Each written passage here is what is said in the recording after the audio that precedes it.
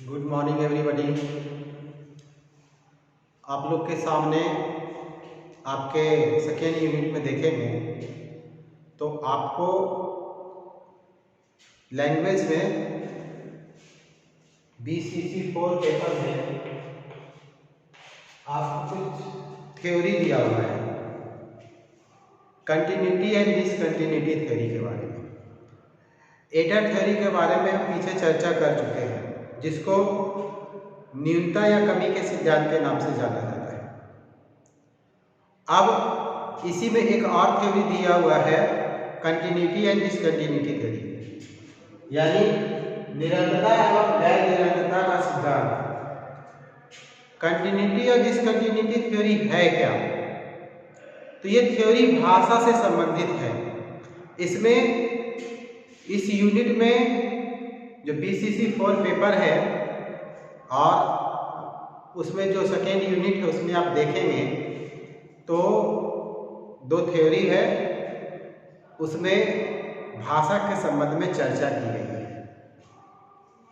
तो कंटिन्यूटी और discontinuity theory होता क्या है, तो इसको जानने से पहले हमें कुछ चीज़ों को जानना होगा। भाषा की उत्पत्ति के बारे में हमें जानना होगा कि आखिर भाषा की उत्पत्ति हुई कैसे है, लैंग्वेज का डेवलपमेंट हुआ कैसे है। तो भाषा की उत्पत्ति कई सदियों तक विद्वानों के लिए विचार विमर्श का एक अहम टॉपिक रहा है, एक अहम केंद्र बिंदु रहा है। इसकी उत्पत्ति कैसे हुई है, इस पर आम सहमति नहीं बन पाई। हर विद्वान अपने अपने तरीके से इसकी उत्पत्ति के संबंध में चर्चा किए, बतलाए, लेकिन आम सहमति नहीं बन पाई है और इसका प्रत्यक्ष साक्ष्य भी उपलब्ध नहीं हो पाया कि आखिर कब इसकी उत्पत्ति हुई है, किन लोगों ने सबसे पहले भाषा का प्रयोग करना शुरू किया। तो साक्ष्य न रहने के कारण भी ये एक अध्ययन के लिए, स्टडी के लिए एक समस्या का प्रमुख कारण बना हुआ रहा। इसके अलावा कई भाषा विद्वान का तर्क है कि भाषा का उद्भव शायद आधुनिक मानव व्यवहार से हुई है ना, कि भाषा की उत्पत्ति जो हुई है वो आधुनिक मानव व्यवहार से हुआ है, ये कहा गया है। इसमें भी थोड़ा संदेह होता है। प्रत्यक्ष साक्ष्य न रहने के कारण भी इसे गंभीर शोध का विषय नहीं माना जा सकता कि ठीक है, आधुनिक मानव व्यवहार से हुआ है, मानव के व्यवहार में धीरे धीरे परिवर्तन हुआ है। पहले मनुष्य जो है ना, वो पहाड़ों की कंदराओं में, जंगलों में, है ना, वो भटकते रहता था। भोजन की तलाश में वो जंगलों को, है ना, जंगली है ना, पशुओं को, फलों को वो खा करके जीवित रहता। लेकिन बाद में क्या हुआ, उसमें परिवर्तन हुआ, है ना, और उसी दौरान क्या हुआ होगा, भाषा का प्रयोग हुआ होगा, ऐसे विद्वानों का मत है। लेकिन इसका प्रत्यक्ष साक्ष्य नहीं है, जो कि एक समस्या के रूप में देखा जाता है।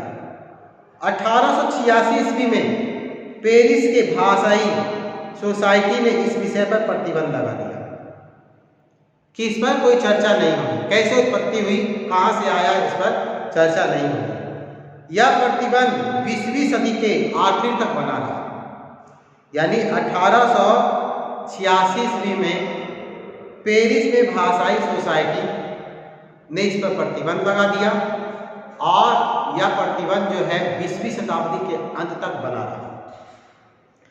इसके बाद 1990 ईस्वी के दशक में,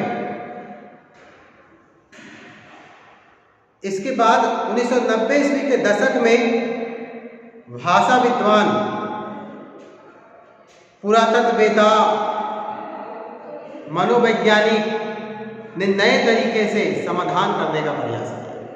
यानी सर्वप्रथम 1990 के दशक में जो हमारे भाषा वैज्ञानिक थे, पुरातात्विक वेता थे, जो मनोवैज्ञानिक थे, उन्होंने अलग तरीके से समाधान करने का प्रयास किया कि मानवीय भाषा की उत्पत्ति एवं बात व्यवहार के माध्यम के अंत के रूप में भले ईले लेबर द्वारा दो भागों में इसे विभाजित किया गया। यानी भाषा की उत्पत्ति जो हुई है तो इसकी उत्पत्ति कैसे हुई है, तो इसका बारे में ईले लेबर बतलाते हैं कि शायद इसकी उत्पत्ति दो तरीके से हुई है ना।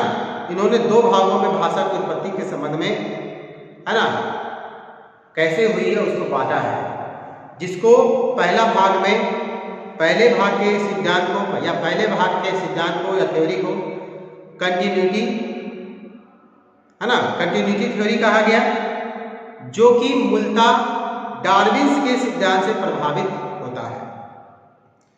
और दूसरा भाग डिसकंटिन्यूटी थ्योरी के सिद्धांत के नाम से जाना जाता है, जो इस बात का समर्थन करता है कि मानवीय भाषा को दूसरे जीव जंतुओं की भाषा से तुलना नहीं की जा सकती। एक कंटिन्यूटी थ्योरी में कहा गया कि डार्विन्स के विकास बाद के सिद्धांत से वो प्रभावित है, और दूसरा में कहा गया कि मनुष्य की भाषा जो है और दूसरे जीव जंतुओं की भाषा है उसमें तुलना नहीं की जा सकती है।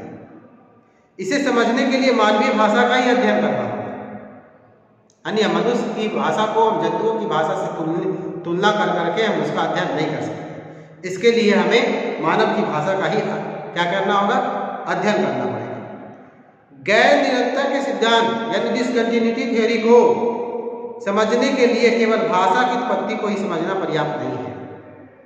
यानी डिसकंटिन्यूटी थ्योरी को समझने के लिए केवल भाषा की उत्पत्ति कैसे हुई है यही समझना पर्याप्त नहीं है। हालांकि इस बात पर अभी चर्चा एवं विवाद दोनों है कि भाषा ग्रहण करने की क्षमता अंतर्निहित या वातावरणीय केंद्रित होती है।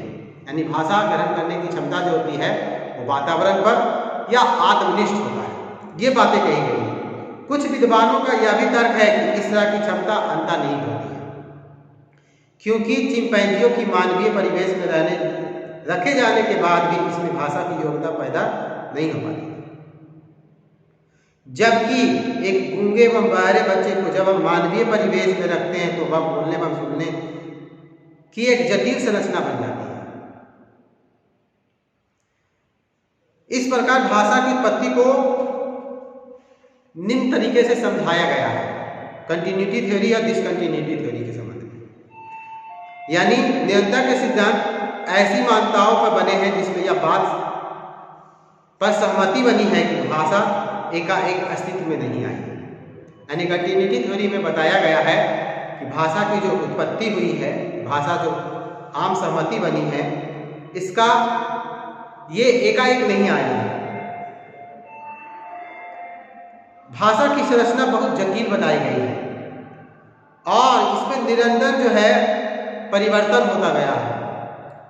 कंटिन्यूटी थ्योरी इस बात पर बल देती है कि भाषा प्रादुर्भाव अवश्य हमारे पूर्वजों के पहले प्री भाषाई सिस्टम से विकसित हुई है।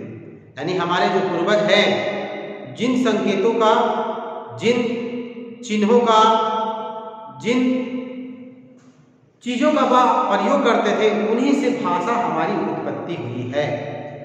ऐसा जो है कंटिन्यूटी थ्योरी में बताया गया है। डिसकंटिन्यूटी थ्योरी में इसके विपरीत होकर इसकी बात कही गई है। इस सिद्धांत को मानने वाले का कहना है भाषा जैसी अनूठी विशेषता को हम गैर मनुष्य के साथ तुलना नहीं कर सकते। यानी हम इसकी तुलना केवल मनुष्य से ही कर सकते हैं।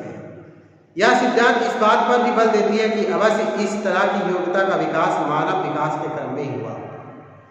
यानी जैसे जैसे मनुष्य का डेवलपमेंट हुआ है वैसे वैसे भाषा का विकास हुआ है। तो इस प्रकार से कंटिन्यूटी या डिसकंटिन्यूटी थ्योरी में भाषा की उत्पत्ति के बारे में बताया गया। तो नेक्स्ट डे हम फिर अगले वीडियो में फिर बताएंगे आपको कि कंटिन्यूटी या डिसकंटिन्यूटी थ्योरी और एडर थ्योरी हम फिर इस पर चर्चा करेंगे।